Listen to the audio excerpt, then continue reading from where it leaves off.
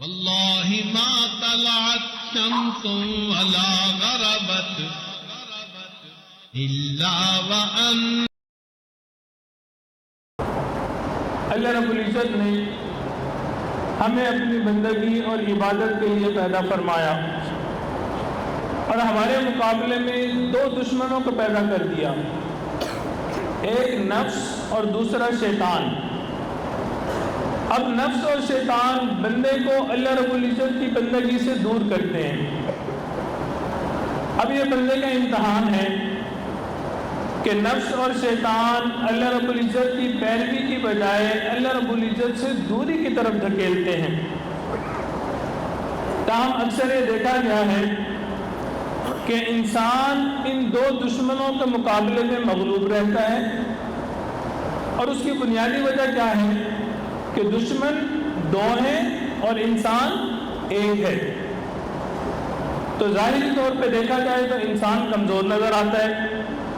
اب ذہن میں ایک سوال پیدا ہوتا ہے کہ اللہ رب العزت نے کمزور کا طاقتور سے مقابلہ کروانا تھا تو انصاف کا تقاضا یہی تھا کہ دشمن بھی ایک ہوتا، انسان بھی ایک ہوتا تو مقابلہ ہو جاتا، لیکن اللہ رب العزت نے دو دشمن پیدا کیے تو اس کے اگینسٹ انسان کے لیے مواقع پیدا فرما دیے کہ اگر انسان ان مواقع سے فائدہ اٹھا لے تو اپنی شکست کو فتح میں تبدیل کر سکتا ہے۔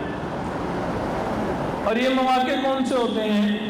یہ توبہ کے مواقع ہوتے ہیں۔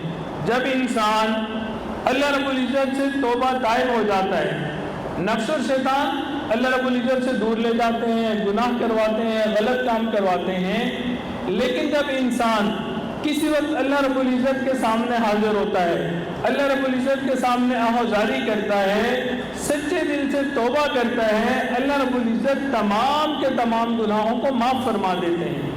یہ وہ وقت ہوتا ہے جب انسان شیطان کا غالب ہوتا ہے کہ تو نے اتنی محنت کی، اتنا انسان کو ورغلایا اور بھٹکایا، دیکھو انسان نے اللہ رب العزت سے توبہ کی اور تمہاری ساری کی ساری محنت ضائع ہو گئی۔